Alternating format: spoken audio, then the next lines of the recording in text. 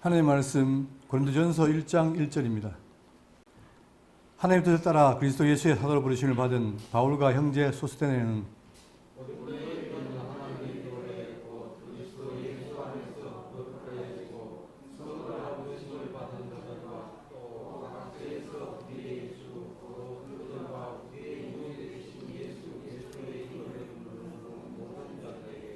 하나님 우리 아버지와 주 예수 그리스도로부터 은혜와 평강이 너희 있기를 원하노라.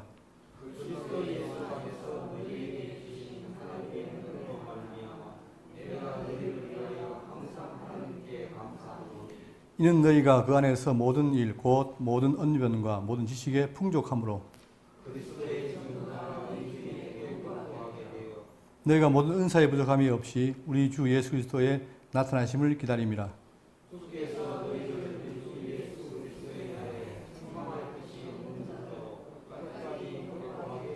다 같이요. 너희를 불러 그의 아들 예수 그리스도 우리 주와 더불어 교제하게 하시는 하나님은 미쁘시도다. 아멘.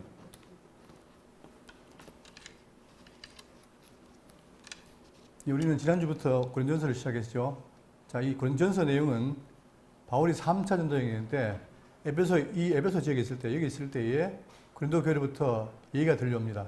그리고 또한 편지를 받았습니다. 그래서 현재 이 고린도 교회에 분쟁이 있다는 사실을 듣고 바울이 에베소 교회에서 보낸 편지가 바로 고린도전서죠. 자, 그 내용은 여기 보시면 자, 전반부가 있고 후반부가 있는데 전반부는 들은 것, 누구한테 전해 들은 얘기를 통해 답변하는 것이고 후반부는 그들이 보낸 편지에 대한 답변입니다. 이렇게 해서 이제 그들에게 증거할 텐데 우리가 지난 시간에 1절부터 3절까지 살폈는데 거기에 중요한 내용이 있습니다. 뭐냐면은 자, 자기들 말할 때 하나님의 교회다 이렇게 말하고 있죠. 지금 고린도 지역에 있는 그 많은 사람들이 있는데 거기에 지금 그 지역에 살면서 그들은 여전히 이방 습성을 갖고 살아가지만 그러나 너희들이 누구냐? 정체성이 뭐냐? 하나님의 교회라는 거예요. 자, 그런데 이 교회라는 단어가 자, 헬라어로 에클레시아거든요. 밖으로 부름받았다. 이게 이제 교회인데 그런데 그들에게도 에클레시아가 있습니다. 그게 뭐냐면 사도행전 19장 39절에 만일 그 외에 무엇을 원하면 정식으로 민회에서 결정할지라. 그들이 모인 민회가 있어요. 이 민회가 바로 에클레시아입니다. 자, 여기 밑에 나오죠? 에클레시아란 집회 회중 교회의 뜻입니다. 그러니까 현재 그들이 에클레시아가 있습니다. 있는데 굳이 그들에게 너희들은 하나님의 교회라 하는 것은 뭐냐면 세속적인 에클레시아와 다른다는 얘기예요. 우리가 살아가면서 지금 현재 살아가는데 내가 지금 대구 장로교를 다닌다. 그럴 때에 내가 누구냐? 일반 사람 똑같다. 이러면 차이가 없잖아요. 그런데 지금 내가 대구 장로교를 다닐 때 내가 누구냐? 하나님이 택하신 성도다. 교회다.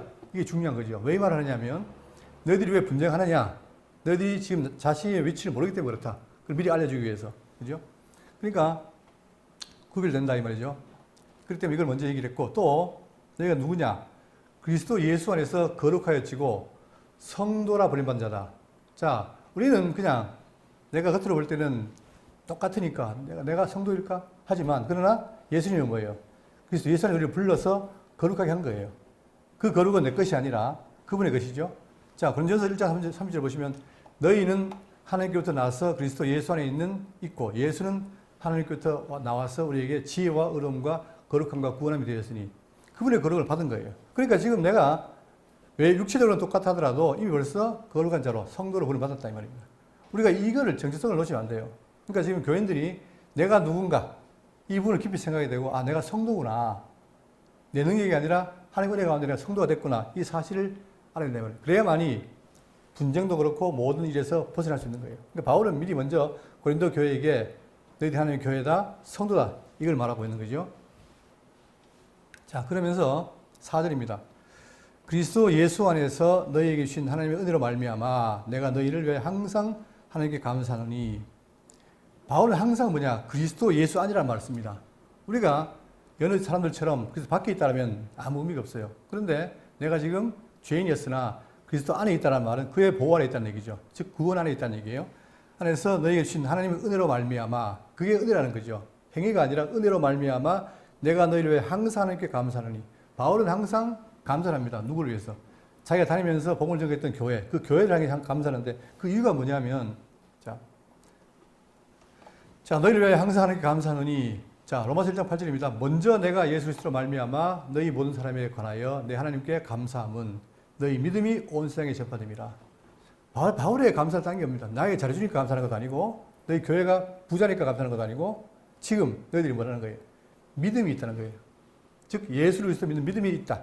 그 자체가 감사하다는 거죠. 왜? 이 믿음은 아무나 받는 것이 아니고 하나님의 선물이기 때문에 선물 받은 너희를 위해서 내가 감사한다 이거예요. 그러니까 가는 곳마다 교회마다 그런 감사를 하고 있습니다. 또 빌립보 1장 3절에 내가 너희를 생각할 때마다 나의 하나님께 감사하며 간구할 때마다 너희를 위하여 기쁨으로 항상 간구함은 너희가 첫날부터 이제까지 복음을 위한 일에 참여하고 있기 때문이다. 믿음 안에 있어 복음에 참여했다. 그게 감사하다는 거예요. 왜? 세상은 다 악기가 가득해서 하나님 모르고 하나님 싫어하지만 그러나 교회는 뭡니까? 악한 가운데서 불러서 은혜를 받은 사람들이 모여서 믿는 자들이기 때문에 그걸 감사한다는 거예요. 그리고 또한 너희 가운데서 착한 일을 시작하신 이가 그리스도 예수의 날까지 이루실 줄을 우리는 확신하노라. 그 일을 하나님이 하셨기 때문에 하나님이 친히 이루신다 이거예요.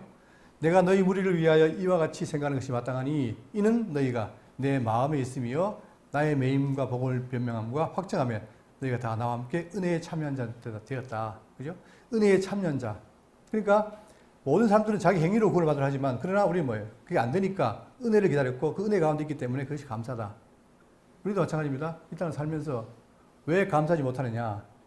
외형적인 조건이 안 맞으면 불만이잖아요. 그런데 내가 근본적으로 하나님의 교회요, 성도요, 그리고 믿음을 갖고 있다. 이 사실만 깨달으면 감사하지 못할 일이 없죠. 그러니까 바울은 항상 감사한다고 말하고 있습니다. 그러면서 5절입니다. 이는 너희가 그 안에서 모든 일, 곧 모든 언변과 모든 지식의 풍족함으로 그러니까 예수 안에서 너희들이 어떠냐? 교회를 부름받았는데 너희 모든 언변과 자, 언변이라는 말은 뭡니까? 어떤 교리, 진리를 잘 알고 있고 또 지식의 풍족함으로 여러분 이 지식이라는 말을 잘 봐야 됩니다. 지식에는 성경이 말하는 그리스도의 모든 인격과 그분의 사역에 대한 지식이 있고 그 다음에 그 외에 영주주의가 말하고 있는 신비한 지식이 있습니다. 성경은 요즘 그 영주주의라는 말이 많이 도는데 물론 그 당시에도 그랬지만 지금도 영주주의가 많이 도는데 여러분 성경에 지식이라는 말이 있어요 없어요? 지식 있죠. 그럴 때 영주주의자는 뭐냐? 성경에 나오는 지식이 바로 자기들이 말하고 있는 신비스러운 지식이라고 말하는 거예요. 그러나 성경은 그게 아니라 예수님이 이 땅에 드러나서 하신 말씀, 그 말씀이 지식이라는 거예요. 그렇기 때문에 우리 영주주의에 대한 그 지식을 배경해야 됩니다. 왜? 그들은 영육 이율론이고 성경을 반대하기 때문에. 그런데 많은 사람들이 봐라 성경에 자 영주주의가 있다라고 하지만 그러나 그것이 아니라 이 지식은 단순한 지식입니다. 구원에 이르는 지식, 그죠? 그럴 때 너희들이 이 지식에 풍족하다. 그러면 지식이 풍족하고 언변이 좋다면 어떻게 됩니까? 당연히 교인으로서 성실한 삶을 살고 해야 되는데 실제로 어떻게 됐어요? 그들이 지식도 많고 언변도 많았지만 결국 어떻게 됩니까? 교회가 분쟁했다는 거죠. 그걸 지금 다 깔고 하는 얘기입니다. 그러니까 무엇이 잘못됐는지 잘 검토해봐라 이 말입니다. 계속 지금 바울은 본론을 말하기 전에 미리 그들에게 정체성과 상황을 말하고 있죠. 자, 그러면서 6절 그리스도의 증거가 너희 중에 견고하게 되어 그렇죠. 우리가 필요한 건 뭐냐? 그리스도의 증거예요. 그분이 뭐라 말씀하셨는가? 그걸 따라가는 게 중요해요. 왜냐하면은 이것이 뭐가 관계냐? 우리의 거룩과 밀접한 관계가 있어요. 여러분 제가 계속 말씀드리는 게 뭐냐면 우리가 거룩해진다, 성화된다. 이것이 그냥 막연하게 되는 게 아니라 그분의 증거, 말씀이 없으면 안 된다 이 말입니다. 증거가 견고하게 되어 그러니까 지금 바울이 계속해서 증거했던 그 복음, 그 말씀이 견고하게 되어 7절 너희가 모든 은사에 부족함이 없이 우리 주 예수 그리스도의 나타나심을 기다립니다. 자, 성경은 말하기를 초대교회는 뭐냐? 다들 어려운 가운데 있다 보니까 뭘 기다렸어요? 예수님의 재림을 기다렸어요. 자, 그러면서 기다립니다. 그때 먼저 너희가 모든 은사에 부족함이 없이 은사라는 말은 여러 가지가 있지만 자, 고린도서에 보면은 특히 고린도교회는 은사가 많습니다. 자, 12장 4절입니다. 은사는 여러 가지나 성령은 같고 직분은 여러 가지나 주는 같으며 또 사역은 여러 가지나 모든 것을 모든 사람의 가운데서 이루신 하나님 같으니 각 사람에게 성령을 나타내심은 유익하게 하려 하심이라. 그래서 주는사가 뭐냐? 어떤 사람에게는 다 성령을 따라서 지혜의 말씀, 지식의 말씀, 믿음, 그 다음에 병 고치는 은사, 능력 행함, 예언함, 영들 분별함, 각종 방언을 말함, 방언들 통역함 이런 것들이 다 은사입니다. 그게 다 한 성령께서 주셨다는 얘기죠. 그러니까 너희들이 은사 지금 풍성하다는 거예요. 자, 그러면서 어떻게 냐? 그 은사의 부족함 없이 너희들이 뭐하느냐? 우리 주 예수 그리스도의 나타나심을 기다립니다. 이 말은 뭡니까? 장차 오실 예수님을 재림을 기다리는 거죠. 자, 초대교회는 계속해서 예수님 재림을 기다렸습니다. 그 근거가 뭐냐 하면 마태복음 24장 13절입니다. 그때에 인자의 징조가 하늘에서 보이겠고 그때에 땅의 모든 족속들이 통곡하며, 이 그때란 말은 마지막 때입니다. 마지막 때, 그때에 인자의 징조가 하늘에서 보이겠고 그때에 땅의 모든 족속들이 통곡하며 그들이 인자가 구름을 타고 능력과 큰 영광으로 오는 것을 보리라. 마지막에 승천할 때 구름 타고 갔죠. 가신 것처럼 다시 내려온다. 이걸 그들이 근거해서 뭘 기다렸습니까? 예수님 재림을 기다린 거예요. 그러니까 곳곳에 그분이 오실 것을 말하고 있고, 또 그들은 어떻게 했냐? 마지막 나팔의 순식간에 호련히 변화된다. 이걸 기다렸고, 또 주의 강림을 기다렸고, 또 마지막에 계시록에 내가 속히 진실로 오리라, 속히 진실로 속히 오리라 이 말씀을 기다리면서 그들은 예수님의 재림을 기다렸죠. 어떤 것으로? 은사에 부족함 없이 그들은 그렇게 했다. 그게 이제 초대교회의 모습이었습니다. 그러니까 제대로 된 거죠. 자, 은사도 많고, 그 다음에 지식도 풍부하고, 언변도 많고, 그리고 예수님 재림을 기다렸고, 그러면 당연히 어떻게 되냐? 우리가 성도로서 참된 삶을 살아야 되는데, 그렇지 않고 너희들이 분쟁하고 있지 않느냐? 이걸 깔고 있는 거예요. 그러니까 바울은 긍정적으로 말하고 있습니다. 그러면서 8절에 주께서 너희를 우리 주 예수 그리스도의 날에 책망할 것이 없는 자로 끝까지 견고하게 하시리라. 주께서, 주님께서 너희를, 자, 우리 주 예수 그리스도의 날에, 즉 재림의 날, 돌아오실 그때 그 날에 책망할 것이 없는 자로 끝까지 견고하게 하시리라. 자, 책망할 것이 없다는 말이 뭡니까? 한마디로 말하면 거룩한 자죠. 거룩한 자로 하기 위해서 끝까지 견고하게 하시리라. 이 약속입니다. 그러면 여러분, 아까 제가 그리스도의 증거 말씀드렸는데 어떤 관계이냐면, 보세요. 성경을 말하느냐, 우리 성도들을 끝까지 책망할 것이 없는 자로 견고하게 한다고 약속되어 있습니다. 그런데 우리가 자, 끝까지 책망할 것이 없는 자가 되는 것은 어떻게 방법이 뭐냐? 바로 이거예요. 6절에 그리스도의 증거가 너희 중에 견고하게 돼요. 그러니까 우리가 지금 살아가면서 여전히 과거의 지된 모습 가지고 살고 있고, 아까 얘기한 것처럼 하나님의 교회가 성도고, 그죠? 그리고 언변이 많고 지식이 많고 또 여러 가지 있다 하더라도, 은사가 많다 하더라도 실제로 뭡니까? 우리 삶은 그렇지 않은 거예요. 그렇기 때문에 그런 속의 소리는 끊임없이 말씀을 통해서 닦고 함으로 인해 가지고 그 말씀이 견고하게 되어야만이 어떻게 됩니까? 우리가 책망할 것이 없는 그런 자가 되는 거예요. 그러니까 교회 할 일은 뭐냐? 바로 그분의 말씀, 증거. 그 증거를 들으면 들을수록 그 속에 사랑이 담기기 때문에 그 사랑을 깨닫고 내가 성도로서 거룩한 삶을 산다 이 말입니다. 그러니까 약속은 뭐냐? 끝까지 그리스도의 날에 누가? 주님께서 우리를, 우리 주 예수의 날에 책망할 것이 없는 자로 끝까지 견고하게 하시리라. 약속입니다. 그런데 이렇게 하기 위해서 뭡니까? 우리가 속에 그리스도의 증거가 견고하게 돼야 돼요. 근데 그거 없이 지금 우리가 거룩해지려고 하니까 힘든 거죠. 그러니까 그 자리를 증거 없이 거룩해지려고 하니까 그 속에 율법을 집어넣고 우리 행위를 집어넣고 한다 이 말입니다. 그러나 성경은 말하기를 인간은 죄이기 때문에 자기 행위로 거룩해질 수가 없어요. 그렇기 때문에 우리는 하나님께서 함께 하신 소망을 기다리면서 그분이 우리를 거룩하게 한다는 거, 그거를 바라봐야 되는 거예요. 그러니까 지금 바울은 계속 이런 말을 하면서 이 고린도 교회 성도들에게 위안을 하면서 먼저 인사말을 하는 겁니다. 자, 그러면서 9절입니다. 너희를 불러. 자, 너희를 불러.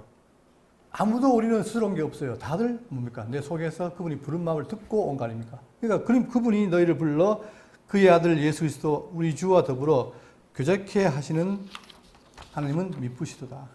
이 일을 시작하신 분이 하나님이신데 그분이 우리를 불러서 뭐 하느냐? 그의 아들 예수 그리스도 우리 주와 더불어 교제케 하시는, 우리의 교제는 뭡니까? 근본적으로 누구의 교제예요? 아들 그리스도, 그분과 함께 교제하는 거예요. 그러니까 나도 그분의 아들 그리스도 예수와 교제하고 또 너도 교제하고, 그러다 보니까 우리의 사귐은 뭡니까? 그리스도 안에서 사귐이에요. 먼저 주님을 알고 그 주님을 깨달은 마음으로 사귄단 말입니다. 그렇기 때문에 이 관계가 지금, 자, 고린도 교회는 뭐냐? 왜 분쟁하느냐? 왜 음행하느냐? 이 관계가 깨진 거예요. 다시 말하면 그분과의 사귐이 깨지니까 결국은 지체의 사귐도 깨지기, 그죠? 그 원리를 말하는 겁니다.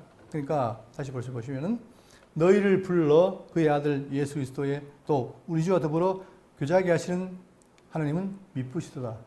우리가 하나님 믿는 이유가 뭐냐? 그분이 미쁜 분이에요. 신실한 분이란 말입니다. 절대 변치 않는 분이란 말이에요. 근데 그분이 우리를 끝까지 지키시고 보호하시고 해 나가신다. 왜? 그분은 신실하기 때문이다. 우리가 믿는 하나님이 여호와다. 왜 중요하냐? 여호와는 뭡니까? 언약하시고 이루시지요. 그 말은 뭐예요? 그분이 변치 않다는 얘기예요. 신실하다는 얘기예요. 그러니까 항상 바울이 기도하고 할 때 그분이 이름 불렀던 거 뭐냐면 그분이 신실한 분이다 이런 거죠. 그렇기 때문에 그분의 소원을 갖고 나아가는 것이다. 이렇게 인사말 한 다음에 10절입니다. 자, 10절은 달라집니다. 원래 이 10절이 지금 뭐로 시작하죠? 형제들아, 내가 우리 주 예수 그리스도의 이름으로 너희를 권하노니 모두가 같은 말을 하고 너희 가운데 분쟁이 없이 같은 마음과 같은 뜻으로 온전히 합하라. 우리 성경에는 바로 형제들로 시작했는데 원래 원어 성경에는 뭐가 있냐? 대라고 하는 접수가 있어요. 그 말이 뭐냐면 그러나 이 말이에요. 이렇게 너희들이 하나님의 교회요, 성도요, 지식이 많고 언변도 좋고 또 여러 가지 은사가 많은데 그러나 어떻게 했다는 거예요? 형제들아. 지금도 뭐라는 거죠? 책망과 아울러 바로 해결책을 제시하는 거예요. 이런데 이렇게 하나님께서 너희를 이렇게 귀하게 했는데 너희들은 어떻다? 지금 분쟁하고 있지 않느냐? 돌아봐라는 거죠. 그러나 형제들아, 자, 형제들아라는 말을 쓰는데 늘 바울은 형제라 말합니다. 이때 형제가 누구냐? 물론 혈통도 있지만은 그러나 성경은 뭘 말합니까? 형제에 대해서 예수님 말씀하시기를 마태복음 12장 50절에 누구든지 하늘에 계신 내 아버지의 뜻대로 하는 자가 내 형제요 자매요. 그러니까 육체적인 형제가 아니라 우리가 말하는 형제는 뭐냐? 그리스도 안에서 어떤 자예요? 아버지의 뜻대로 하는 자. 즉 부름받아서 뜻을 깨닫고 그 뜻대로 하려고 하는 자. 이들이 형제라는 거예요. 자, 내 형제요 자매요 어머니이라 하시더라.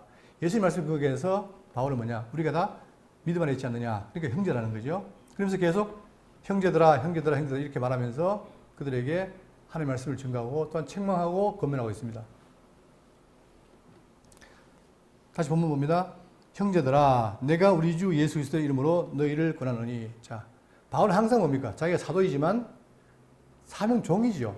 그러다 보니 그리스도의 종으로서 모든 말을 할 때마다 뭡니까? 항상 누구의 이름으로? 우리 주 예수 그리스도의 이름으로 너희를 권하노니. 왜냐? 그리스도는 한 분이에요. 나뉘지 않았어요. 그러니까 너희들이 참된 주를 모르기 때문에 지금 이제 분리되었다 이 말이죠. 자, 그러니까 너희를 권하노니 모두가 같은 말을 하고 너희 가운데 분쟁이 없는 같은 마음과 같은 뜻으로 온전히 합하라. 어떻게 합해요? 같은 말. 그 다음에 같은 마음, 같은 뜻. 여러분, 제가 살 때 어른들 제 신앙이 뭐냐? 형제끼리 뭐 하지 마라.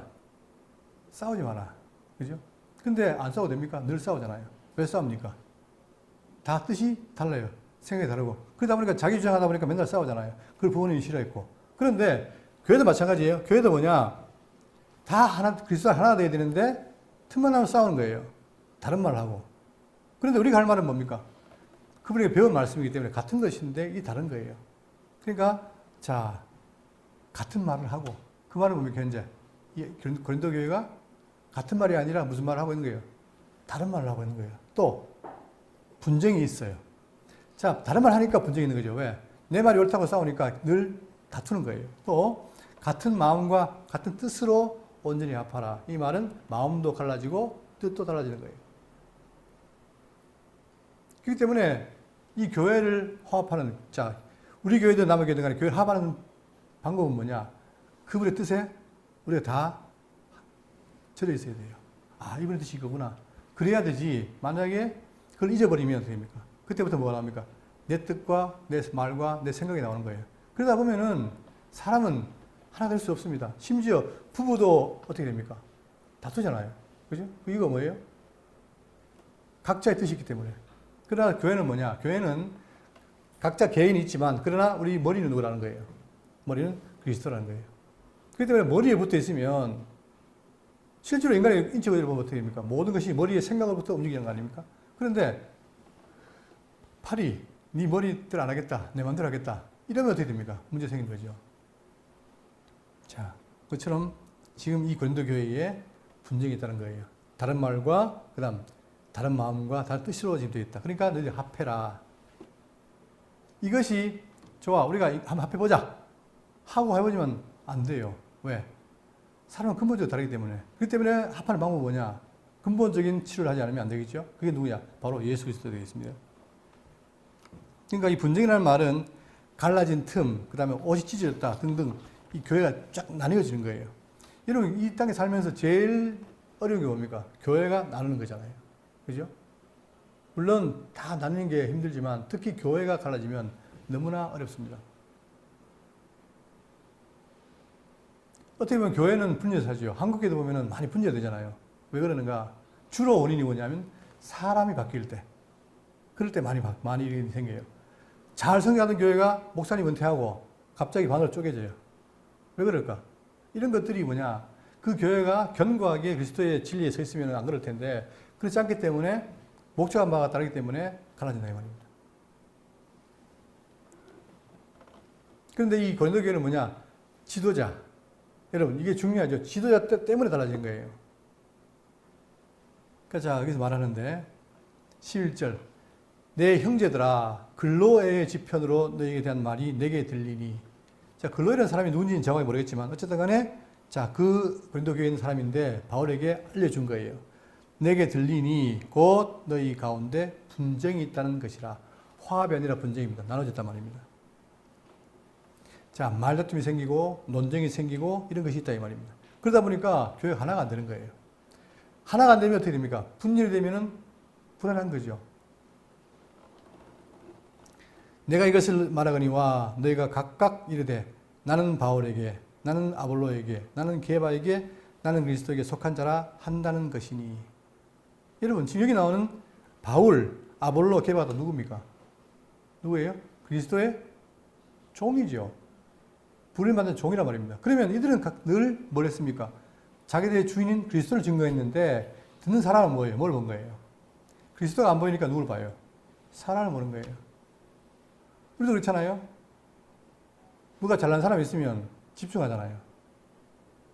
사람일 뿐인데 그 사람에게 뭔가 집중하면 나에게 뭔가 올 것처럼 생각하잖아요. 그게 착각이라는 거예요. 지금 성경을 말하느냐? 그리스도가 교회의 머리이시고 나머지는 다 종이라는 거예요. 뭐 하기 위한? 그리스도를 증거하는 도구라는 얘기입니다. 그런데 사람들은 어떻게 되냐? 보이는 눈이 있다 보니까 그 눈으로 보이는 걸 따라가는 거예요. 그러니까 지금 실제로 바울도 그렇고, 자, 아볼로도 그렇고, 게바도 그렇고, 다 종이라고 말하는데 사람들은 그를 따라가서 그에게 뭔가를 한다는 거죠. 이게 분열이란 말입니다. 근데 또 사람이 싫으니까, 아니, 나는 안 그렇다. 난 누구에게? 다이렉트로 그리스도에게 하겠다. 이러면서 나뉘는 거예요. 그러면 여기서 말하는 건 뭡니까? 바울이나 아볼로나 게바나 다 뭐라는 거예요? 한 마음으로 한 그리스도 증거한 거기 때문에 나눌 수가 있다 없다? 없다는 거죠. 그런데 인간 사이의 분열은 뭐냐? 이 사람 때문인 거예요. 그죠? 정치를 봐도 그렇고 교회를 봐도 그렇고 다 이 사람 때문에 나뉜단 말입니다. 그거는 뭐냐? 근본적인 교회의 생리인 머리시인 그리스도를 잘 모르기 때문에 결국은 그에 의해서 나타난 현상이다 이거예요. 그래서 지금 현재 이 교회는 네파로 되어 있는데 특히 바울이 누굽니까? 이방인의 사도지요. 그러니까 지금 헬라인들은 누구를 따라갑니까? 바울을 따라가요. 그 다음 베드로는 유대인의 종 아닙니까? 그러다 보니까 유대인 또 그 교회 내에 자, 이 당시에 이 교회는 이방에 있는 교회들은 뭐냐? 교회 구성원이 유대인 플러스 이방이잖아요. 그러다 보니까 유대인들은 어떻게 보면 베드로를 쫓고 이방인들은 바울을 쫓고 또 아볼로는 뭡니까? 아볼로라는 사람이 누구냐? 자, 우리가 베드로나 바울은 좀 알지만 아볼로는 누구냐? 아볼로는 사도행전 18장 24절에 알렉산드리아에서 난 아볼로라. 알렉산드리아는 뭐죠? 바로 아프리카 아닙니까? 아프리카. 거기 있는 아볼로라 하는 유대인이 에베소에 이르니 이 사람은 언변이 좋고 성경에 능통한 자라. 눈에 띄는 거예요. 언변도 좋고 성경에 능통하니까 똑똑하니까 사람들이 아 똑똑하구나 집중한 거예요. 그런데 그도 뭐 했느냐? 예수에 관한 것을 자세히 말하며 가르치나 요한의 세례만 알 따름이라. 요한의 세례만 아니까 누가? 브리스길라 아굴라가 그에게 참는 진리를 가르친 거죠. 자, 그러면서 그가 감의 은혜로 말미암아 믿는 자들에게 많은 유익을 주니 이는 성경으로서 예수는 그리스도라 증언하여 공중 앞에서 힘있게 유대인의 말을 이기밀려라. 제가 아볼로를 이해로 든 이유는 뭐냐면 보세요. 바울도 게바도 아볼로도 다 뭐예요? 공통적으로 누굴 증거해요? 이는 성경으로서 예수는 그리스도라고 똑같아요. 바울도 게바도 그다음에 아볼로도 똑같이 누굴 증거했어요? 예수는 그리스도라 증거했는데 사람들은 바울이 좋고 게바가 좋고 아볼로가 좋은 거예요. 이상하지 않습니까? 그러니까 바울이 가르치는 것을 안 본 거예요. 그리고는 사람에 집중합니다. 우리도 그렇잖아요. 잘생긴 사람, 학벌 좋은 사람 다 보게 되잖아요. 그러다 보면은 보는 건 좋은데 너무 오래 보면 누굴 잊어버려요? 그리스도를 잊어버린 거예요. 이게 교회의 큰 문제입니다. 그러니까 누구를 통해서든지 우리는 도구이기 때문에 그리스도를 바라봐야 된다. 이들은 누굽니까? 자기들이 뭐랍니까? 중매쟁이다. 신랑의 신 그리스도와 신부의 교회를 중매하는 역할을 하는 게 바로 그들의 역할이에요. 근데 사람들은 중매를 충분히 실컷 했더니 신랑 안 따라가고 중매쟁이 따라가는 거예요. 이게 분쟁의 원인이란 말입니다. 그러면서 자 다시 봅니다. 12절 내가 이것을 말하거니와 너희가 각각 이르되 나는 바울에게 나는 아볼로에게 나는 게바에게 나는 그리스도에게 속한 자라 한다는 것이니 그리스도께서 어찌 나뉘었느냐. 자 중요한 말 하죠. 그리스도 나뉘었느냐? 아니라는 거예요. 바울이 너희를 위해 십자가에 못 박혔느냐? 여러분 바울이 우리가 지금 여러분 꼭 명심하십시오. 누굴 따르는 건 자유예요. 그런데 자 반드시 거기에 대한 책임을 내가 져야 돼요. 어떤 책임? 사람을 따르면 뭐가 없습니까? 예? 구원이 없어요. 근데 사람들은 따라가요. 왜? 저 사람이 나를 구원시킬 것처럼 보여요. 왜 신천지가 이만희를 따라갑니까? 이만희가 자기를 뭐 할 것 같아요. 또 다른 보혜사로 자기를 구원시켜 줄 것 같아요. 따라가는 거예요. 간단합니다. 그런데 성경에 뭡니까? 사람은 못해요. 절대 못해요. 그러니까 바울이 하는 말은 뭐냐? 너희를 왜 십자가에 못 박혔느냐? 나는 너희를 십자가에 못 박힌 적이 없다. 그런 능력이 없다는 거예요. 또 바울의 이름으로 너희가 세례를 받았느냐? 자, 너희들이 지금 바울 때문에 한 몸이 됐느냐? 아니라는 거죠. 이 놀라운 기독교 진리가 바울이나 게바나 아볼로에 된 것이 아니라는 거예요. 근데 사람들은 사람을 쫓아가요. 그러면 정말 그 사람이 나를 구원시킨다고 능력이 있다고 생각하면 따라가십시오. 결과는 안 됩니다. 어리석은 거예요, 이게. 단지 그리스도가 못 박혀 주셨고 또한 그리스도의 세례된 것을 증거할 뿐이다. 그걸 말하는 거죠. 자, 그러면서 14절입니다. 나는 그리스도와 가이오 외에는 너희 중 아무에게도 내가 세례를 베풀지 아니한 것을 감사하노니. 이런 대사도 바울이면은 많은 사람에게 뭐합니까? 세례를 베풀 거로 생각했는데 실제로 뭐라는 거예요? 바울은 그리스도와 아이오. 그 뒤에 가면은 또 누구지요? 스데바나 집 사람. 몇 명 안 돼요. 왜 그랬느냐? 바울도 그걸 경계한 거예요. 내가 만약에 세례를 베풀면 여러분 혹시 제가 물어보겠습니다. 혹시 자기 세례받은 목사님 기억납니까? 저는 기억이 나요. 그런데 사람이 자기가 세례받은 사람이 기억나는까지 좋은데 세례 준 사람이 뭔가 자기의 영혼에 미친 것처럼 생각하면 안 된다 이 말입니다. 그죠? 그러니까 지금 이거예요. 여기도 마찬가지. 바울이 세례 주니까 나는 바울파야. 난 바울 따라가. 이러면 안 되기 때문에 바울은 내가 세례를 많이 안 베풀더라 말을 하는 거예요. 그리고 어떤 사람들은 말하기를 또 비방하기를 자 그리스도와 가이버에게 세례를 줬다니까 이 사람들은 특별한 사람들인가? 잘하는 사람, 돈이 많은 사람들인가? 라고 착각하는데 그게 아니라는 거예요. 바울은 이 필요에 의해서 이 두 사람에게 줬다는 걸 말하는 거죠. 어떤 개인적인 이익을 얻게 한 게 아니라 복음 전파를 위해서 했다 이 말입니다. 그래서 15절 이는 아무도 나의 이름으로 세례를 받았다 말하지 못하게 하려 함이라. 결국은 나를 따르지 않고 누구에게 오직 그리스도만 따르게 하기 위해서 내가 중매쟁이로서 이걸 했다. 그 말인 거예요. 만약에 여러분이 그 세례를 받고 지금 이제 그리스도 잘 붙어 있다면 그분은 세례를 잘 준 거죠. 근데 만약에 내가 그분이 세례를 베풀었는데 내가 지금도 그 사람 따라오겠다 하면 잘못한 거죠. 그런 거예요. 또 16절 내가 또한 스데바나 집 사람에게 세례를 베풀었고 그 외에는 다른 누구에게 세례를 베풀었는지 알지 못하노라. 그러니까 가이오와 그리스도 그리고 스데바나 집 사람 소수를 빼놓고 내가 세례를 베푼 적이 없다라고 딱 잘라 말합니다. 그렇게 한 이유도 오직 내가 복음을 증거하고 그리스도를 증거하기 위한 방편이었다. 그걸 말하고 있습니다. 그러면서 사람들은 내가 세례 준 사람을 알고 있지만 그게 아니라 17절 그리스도께서 나를 보내심은 보세요. 왜 보냈느냐? 종인데 왜 보냈느냐? 보내심은 세례를 베풀게 하려 하심이 아니요 오직 복음을 전하게 하려 하심이라. 여러분 로마서 배웠죠? 복음이 뭡니까? 한마디로 복음이 누구죠? 예수 그리스도. 한나라는 예수님이 복음이에요. 그러니까 지금 바로 뭐야? 자기가 세례를 베풀려 한 것이 아니라 오직 복음을 전하겠다. 즉 예수 그리스도를 증거하는 그 일을 하는 것이 바로 내 일이었다. 그런데 그것도 말의 지혜로 하지 아니하면 그리스도 십자가가 헛되지 않게 하려 함이라. 여러분 제가 나름대로 생각하는 게 중에 하나가 뭐냐면 절대 복음 어떻게 됩니까? 어려우면 안 돼요. 물론 제가 하는 게 좀 어려울 수도 있지만 어려우면 안 돼요.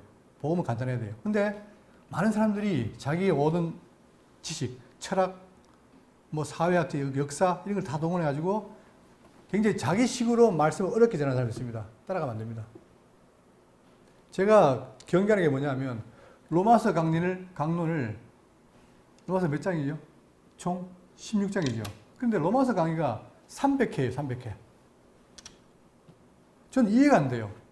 로마서가 16장밖에 안 되는데 목사 설교를 300회를 설교를 해요. 그러면 이거는 뭡니까? 완전히 로마서를 찢어가지고 다 나눠가지고 분석을 하는 거예요. 물론 그 속에 있지만 그러나 그랬을 때에 전체 숲이 안 보이고 북은 보이게 되어 있죠. 이런 것처럼 복음이라는 게 그런 게 아니라 말이에요. 말의 지혜라는 게 아니라 있는 그대로 증거하는 거예요. 여러분 바울도 보세요. 로마서 기독교 진리를 16장으로 끝냈잖아요. 근데 그걸 전하는 사람은 막 수백 회 가지고 나눠간단 말입니다. 그랬을 때 과연 그게 복음이 증거될까? 저는 아니라고 생각합니다. 오히려 따라가다 보면은 딴 데로 가요. 산으로 가고 바다로 가요. 그렇기 때문에 바울은 뭐냐? 오직 복음을 전했는데 말의 지혜로 하지 아니하면 그리스도의 십자가가 헛되지 않게 오히려 내가 증거하는 건 뭐냐? 오직 그리스도 십자가 복음만 증거하는 것이다. 라고 말하고 있죠. 자, 그랬을 때 여러분 또 한 번 제가 강조드립니다. 십자가.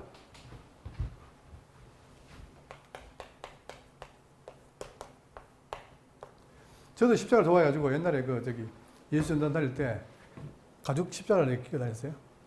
이게 너무 좋아가지고 이거 딱 하니까 마치 내가 뭐 들은 것처럼 내가 주의 군사다. 근데 나중에 하니까 되게 어리석은 거예요. 자, 그러면 십자가라는 게 기독교의 성경인데 십자가 목적입니까? 방법입니까? 이걸 말씀드리고 싶어요. 목적이에요, 방법이에요? 어떤 사람들은 십자가를 목적으로 생각하는 사람이 있어요. 기독교가 마치 십자가 중심인 것처럼 하는 사람도 있습니다. 맞습니까? 아니에요. 기독교는 예수 그리스도가 목적이에요.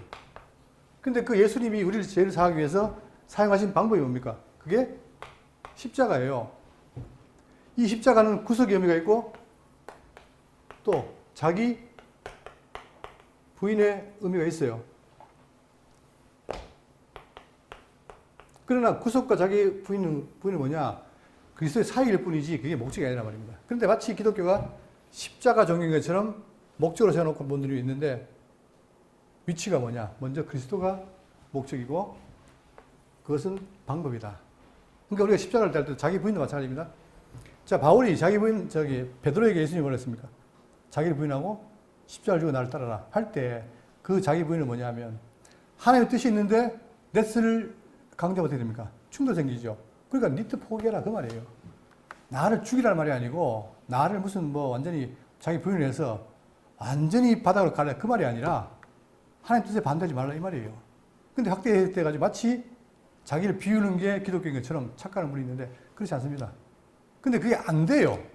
됩니까? 자기 부인이 안 된단 말입니다. 그런데 자기 부인이라는 말을 딱 집어 씹어놓으니까 자 덮어 씌우니까 교회들 어떻게 됩니까? 꼼짝을 못해요. 그래 놓고는 자기 마음대로 하는 그러한 집단도 있다는 얘기죠. 그러니까 이 십자가란 말, 이 십자가는 방편이다.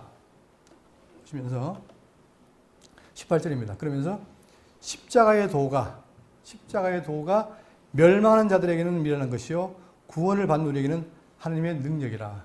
자, 십자가의 도를 말합니다. 이게 바로 복음이죠. 복음. 십자가의 도가 복음이에요. 복음.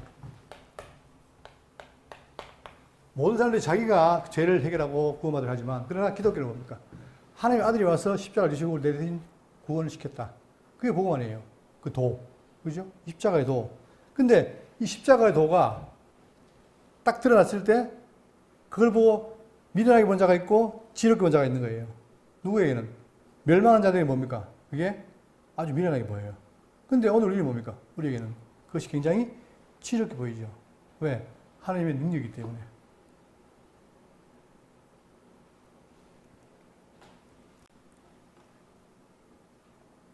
자, 여기서 구원을 받는 또 멸망하는 이게 이제 언어상으로 현재 분사로 되어 있어요. 그 말은 뭐냐면 구원이라고 하는 것은 이미 얻고 있고 얻을 거예요. 과거, 현재, 미래가 같이 들어가기 때문에 계속 한다 이 말이에요. 그러니까 구원을 받는 것도 계속 이루어지고 있고 멸망하는 것도 계속 되고 있는 거예요. 우리 시대에 멸망한 사람들은 계속 멸망받는 거예요. 우리는 계속 구원을 해 나가는 거고. 그죠? 그러니까 과거에 구원받았고 지금도 구원을 이루고 하고 마지막에 완성이 되는 거예요. 그러니까 너희 구원을 두려움으로 이루라 하는 말이 뭐냐? 계속 가는 거예요. 어느 시점에 끝나는 것이 아니고. 근데 구원판은 뭐냐? 이미 구원이 끝났다. 이런 말들은 성경에 없습니다. 구원은 계속 가는 거예요. 그래서 로마서 8장 24절에 우리가 소망으로 구원을 얻었음에 구원을 얻었어요? 보이는 소망이 소망이 아니니 보는 것을 누가 바라리요 하면서 이미 이루어졌다. 또 에베소 2장 5절에 허물과 죄로 죽은 우리를 그리스도와 함께 살리셨고 이게 표현하죠. 그 다음에 또한 고린도서 15장 2절에 너희가 만일 내가 전한 그 말을 굳게 지키고 헛되이 믿지 아니하였으면 그로 말미암아 구원을 받으리라 말하고 있죠. 또 내 마음이 맞으면 구원을 얻으리라. 그러니까 구원은 과거, 현재, 미래 계속 진행되고 있는 것이다 라고 생각하시면 되고 지금도 내가 어떻게 있으면 구원의 바늘이 있으면 그 구원을 이루어야 돼요. 물론 내가 이룬 게 아니라 성령이 하시지만 나도 이루어가는 거예요. 왜냐? 이 사고가 없으면 거룩이 돼요, 안 돼요? 안 돼요. 왜?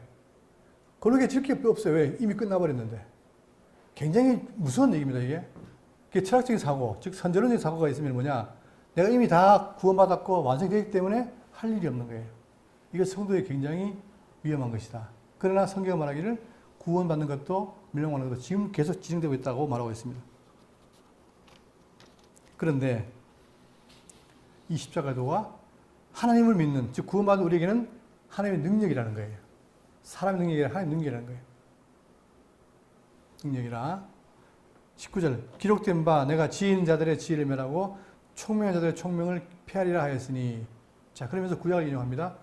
기록된 바 뭐라고 기록됐느냐 이사야 29장 13절 주께서 이르시되 이 백성이 입으로는 나를 가까이 하며 입술로는 나를 공경하나 그들의 마음은 내게서 멀리 떠났나니 그들이 나를 경외함은 사람의 계명으로 가르침을 받았을 뿐이라.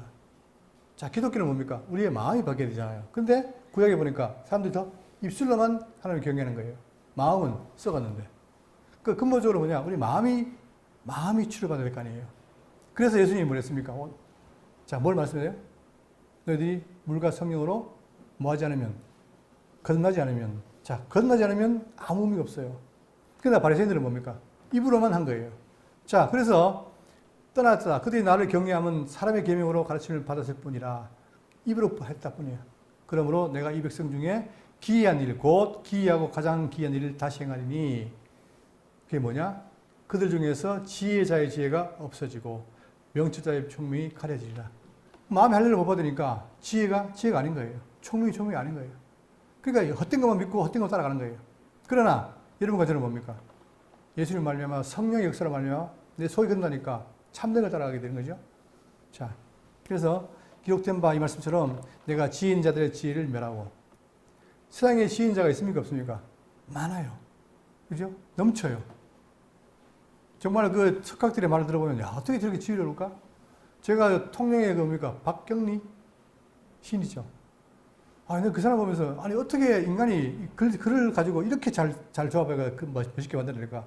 참 존경스럽더라고요. 그런 사람들이 많아요. 그러나 아무리 지혜로워도 뭐예요? 진리에 이룰 수 있다 없다?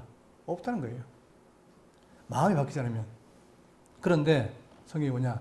내가 지은 자들의 지혜를 멸하고 총명한 자들의 총명을 폐하리라 했으니 20절 지혜 있는 자가 어디 있느냐? 선비가 어디 있느냐? 이 세대의 변론가가 어디 있느냐? 하나님께서 이 세상의 지혜를 미련하게 하신 것이 아니냐? 결국은 세상에는 뭡니까? 지혜가 인간적인 지혜는 있지만 그러나 그것은 아무런 도움이 된다 안 된다? 안 된다는 거예요. 세상에도 뭐가 있어요? 자, 여기서 선비, 변론가 이렇게 말하는 이유가 바로 뭐냐면 자, 선비라는 말은 지혜 있는 자라는 말은 뭡니까? 특히 서양 철학에서 여러분 철학이 뭐예요? 철학이 영어로 필로소피죠. 필로소피라는 말은 뭐죠? 필로스, 사랑하다, 소피아, 지혜. 지혜를 사랑하는 게 바로 철학이거든요. 그러니까 헬라 철학에는 뭐 이방인들은 늘 지혜를 구해요. 근데 아무리 지혜를 구해도 인간적인 지혜로 참된 지식에 이룰 수가 있다 없다? 없다는 거죠. 또 선비가 있느냐 어디 있느냐? 선비. 이 선비는 선지자인데 바로 유대인들을 가리킵니다. 하면서 이 세대의 변론가가 어디 있느냐? 다시 말하면 이 땅에는 지혜자도 또 선비도 또 변론가도 있으나 찾는 지혜가 없다. 이걸 가리킨 거예요. 그러면서 하나님께서 이 세상의 지혜를 미련하게 하신 것이 아니냐, 다 패했는 것이 아니냐, 아무도 할 수가 있다 없다? 없다는 거예요. 그러면서 그럼 끝이냐? 이게 아니라 21절 하나님의 지혜에 있어서는 이 세상이 자기 지혜로 하나님을 알지 못하므로 여러분 분명히 아십시오. 이 세상의 지혜로는 하나님 알 수 있다 없다? 없어요. 아무리 지혜로워도 하나님의 지혜를 이룰 수가 없어요.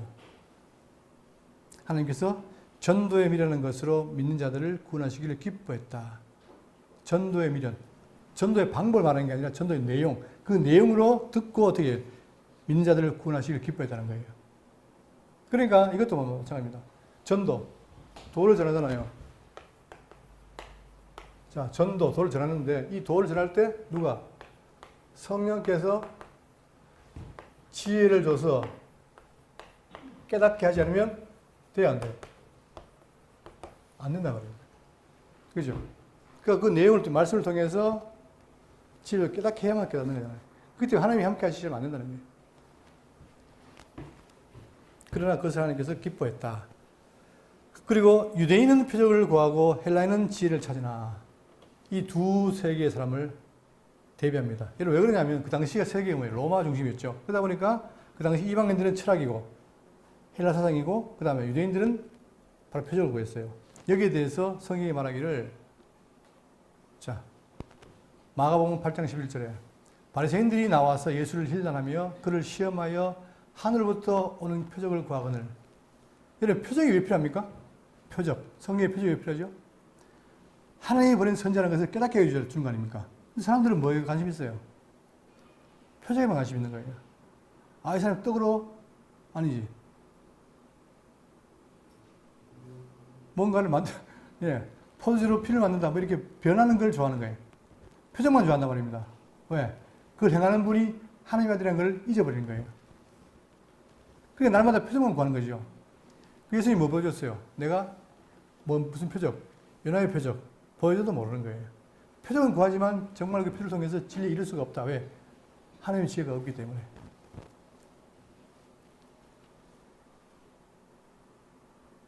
또 헬라인은 지혜를. 자, 헬라인들은 이성적인 증거를 요구합니다.